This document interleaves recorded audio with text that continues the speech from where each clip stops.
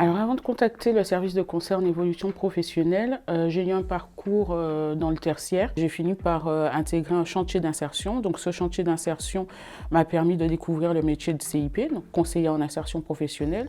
Et vraiment, j'ai été émerveillée par ce métier. J'avais envie d'y aller, d'aller accompagner les personnes, d'intervenir auprès d'elles. Sauf que j'avais 24 ans et je ne me sentais pas du tout légitime.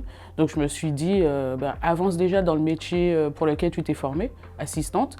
Donc c'est ce que j'ai fait. Et par opportunité, par chance, j'ai continué dans des cabinets RH qui accompagnaient des personnes. Et il est arrivé un moment où j'avais envie d'aller vers autre chose, où je ne trouvais plus assez de sens dans l'assistanat que j'apportais, j'avais envie de plus.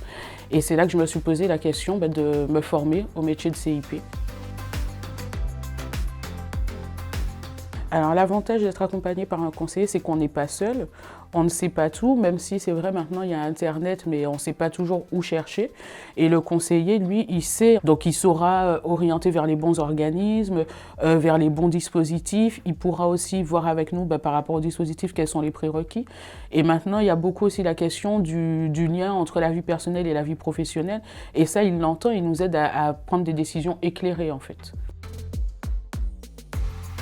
J'ai eu deux moments particuliers que j'ai appréciés pendant mon accompagnement. Ça a été le premier quand j'ai échangé avec le conseiller sur mon projet, ce que je voulais faire, et qu'il a eu ce regard en me disant, mais un regard vraiment objectif, en me disant, là oui, vous avez les compétences, là il y a des choses, mais il y a encore quelques compétences à acquérir et il y aurait besoin d'une formation. Et j'ai apprécié cette objectivité, cette sincérité dans son regard, en fait, le regard qu'il pouvait m'apporter. Et puis effectivement, le deuxième moment, c'est quand j'ai su que mon recours était accepté. Donc j'ai sauté dans les bureaux. J'étais vraiment contente et j'ai vraiment apprécié qu'il m'ait poussée à faire ce recours parce que sans lui, je ne l'aurais pas fait en fait. Je ne l'aurais pas fait, j'aurais été vers une autre solution qui m'aurait moins convenu.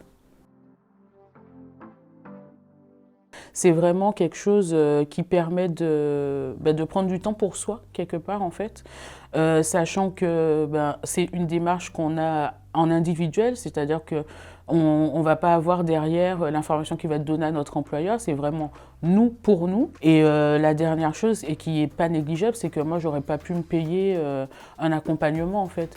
Et là, le fait que ce soit gratuit, ça a été vraiment ce qui a fait la différence pour moi.